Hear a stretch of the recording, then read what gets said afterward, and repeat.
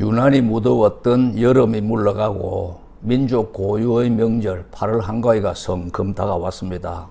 올해는 알맞은 일조량과 단비를 내려주신 하늘의 배려로 대풍작이 점쳐지고 있습니다. 햅쌀로 빚어 윤기가 짜르르 나는 이 송편은 추석을 대표하는 음식, 명절 음식이지요. 근데 아주 옛날부터 그러지는 않았다고 합니다.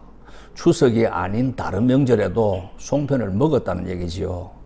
도문대작이란 책을 아시는지요? 푸주간 정육정 앞에서 입맛을 쩝쩝다신다. 이런 유쾌한 제목의 책은 홍길동전의 저자 누구죠? 예, 허균이 1611년에 쓴 책입니다. 책의 제목처럼 전국 팔도 별미와 토산품이 상세하게 기록이 되어 있는데 허균은 이 책에서 송편을 봄에 먹는 음식이다 이렇게 소개하고 있습니다. 또 19세기 초엽의 문인인 조수삼이라는 분도 그의 저서 추제집에서 보면은 정월 대보름날 솔잎으로 찐 송편을 만들어 놓고 차례를 지낸다 이렇게 기록되어 있습니다. 또 이 밖에 부처님 오신 4월 초파일 단오날에도 송편을 빚어 먹는다고 기록되어 있습니다. 송편의 종류에도 몇 가지가 있었습니다. 추석에 먹는 송편은 오려송편이라고 불렀는데 오려라는 말은 올벼의 옛날식 표현입니다. 올벼는 일찍 수확하는 조생종벼를 말하지요. 그러니까 올해 농사지어 수확한 햅쌀로 빚은 송편이다 이런 뜻이 되겠습니다. 송편 중에는 노비송편도 있었는데요. 어른 주먹만큼 큼지막하게 빚은 송편인데 음력 2월 초하루를 중화절이라고 하거든요. 이 중화절에 먹었던 송편입니다. 이날은 조선시대에 농사철의 시작을 기념하는 날이었습니다. 이날 주인집에서는 농사일 잘 해달라는 의미로 송편을 빚어 노비와 머슴들에게 나이 수대로 나눠줬기 때문에 노비송편 또는 나이떡 이렇게 부르기도 했습니다. 자, 추석날 밤하늘에는 크고 둥근 보름달이 뜨지요. 그런데 송편은 보름달처럼 둥글지 않고 반달 모양입니다. 음력 8월 15일 둥근 보름달을 보면서 풍년 추수를 감사하는 행사는 우리 한국뿐만 아니라 중국, 일본, 이 동아시아의 보편적인 풍습입니다. 추석을 중추절이라고 부르는 중국에서는 월병이라는 떡을 만들었고 추석을 시보야라고 부르는 일본에서는 스키미 단고라는 월견단자라는 떡입니다. 이걸 빚어 먹었습니다. 이 중국의 월병과 일본의 스키미 단고는 모두 보름달처럼 둥글게 생겼습니다. 그렇다면 왜 한국의 달떡인 송편만 둥글게 빚지 않고 반달 모양으로 만들었을까요? 여기에는 여러 설이 있습니다. 가장 널리 알려진 것이 백제의 마지막 왕 누굽니까? 예, 의자왕이죠. 의자왕과 관련된 이야기입니다. 어느 날 의자왕이 귀신을 봤는데요. 귀신이 자기를 실실 비웃으면서 땅속으로 사라지는 장면을 목격합니다. 그래서 귀신이 들어간 그 자리를 파보니까 커다란 거북이 한 마리가 나왔는데 그 거북이 등짝에 이런 글씨가 써져 있었습니다. 백제는 둥근 달과 같고 신라는 초성달과 같다. 자, 이게 무슨 뜻인가? 무당을 불러서 물었더니 둥근 달과 같다는 것은 이미 가득 찼기 때문에 이제부터는 기울어진다는 뜻이고 초성달과 같다는 것은 점차점차 커져서 가득 차게 된다는 의미입니다. 이렇게 해석했습니다. 의자왕이 기분이 좋았을까요? 나빴을까요? 매우 화를 내면서 무당의 목을 bes습니다. 그 후 얼마 지나지 않아 백제는 멸망했고 신라가 삼국을 통일했습니다. 고려 수도 개경의 왕궁을 만월대라고 명명했고 신라 수도 서라볼의 왕궁은 반월성이라고 명명한 것도 일맥상통한다고 보겠습니다.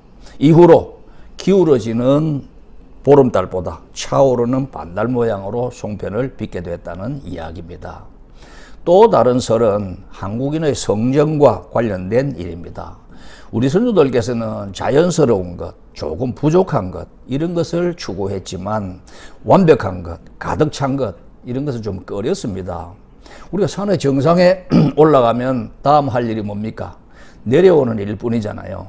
그러나 구부능선쯤 올라갔을 때 정상이 바로 눈앞에 있고 이미 힘든 과정을 다 겪어왔기 때문에 조금 모자라는 그곳을 매우 선호했던 것이지요. 남자들의 이름에 9구자가 유난히 많은 것을 봐도 알 수 있습니다. 조선만렵 거상 임상옥의 개영배라는 술잔 유명하지요. 술이 가득 차면은 기울여서 쏟아져 버린다는 점에서 같은 맥락이라고 할 것입니다. 그래서 송편도 완전한 원 대신에 반원 모양으로 만들게 됐다는 이야기입니다. 조선 백자의 명품 중에 달 항아리가 있잖아요.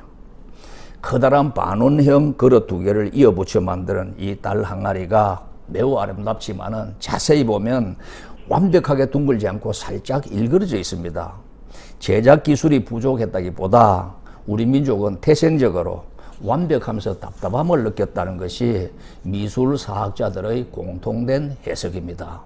송편도 그런 의미로 만들어진 예술품이라고 보면 되겠습니다.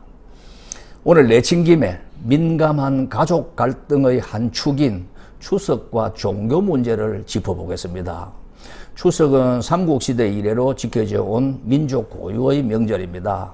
사실 큰 명절은 추석뿐만 아니고 5대 명절이 있었거든요. 추석, 설날, 정월, 대보름, 단오날, 동지 이렇게 있었습니다. 이 땅에 태어나고 자란 사람들이 자연과 함께 살아오면서 누적된 전통들이 명절이라는 행사로 기억되어 온 것이지요. 그 중에서도 나라에서 절기의 중요성을 인정하고 공휴일로 지적한 설과 추석은 전 국민에게 특별한 의미를 띤 명절입니다. 이 명절이 역사적 변천을 따라서 특정 종교와 결합하여 그 종교의 색깔이 입혀졌는데 그게 바로 차례 지내는 의식입니다. 차례는 절기의 전통과 유교적 제례가 결합된 의식이죠. 이 차례라는 이름의 유교적 전례를 지켜왔던 대부분 가정에서는 제사상 앞에서 조상의 혼을 부르고 그곳에 절하면서 기리는 풍습을 이어왔습니다.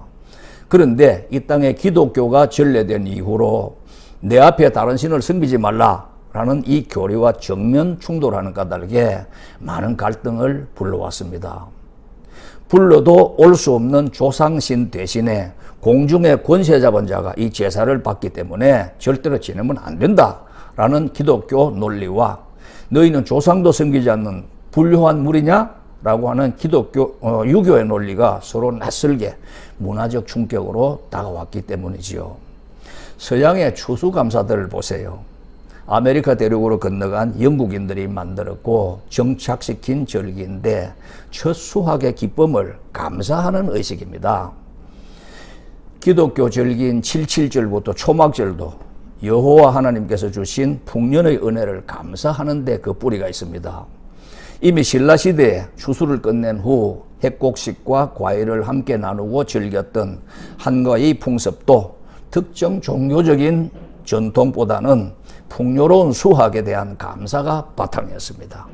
자, 여기서 모두가 감사의 표현이라는 공통분모가 만들어지겠지요. 하늘의 온전한 섭리는 인간의 갈등이 아닌 감사이기 때문에 서로 감사하는 마음으로 하나 되어 즐기는 추석이 되었으면 좋겠습니다. 이런 마음으로 올해도 풍성하고 행복한 추석 명절 되시기를 기원합니다. 고맙습니다.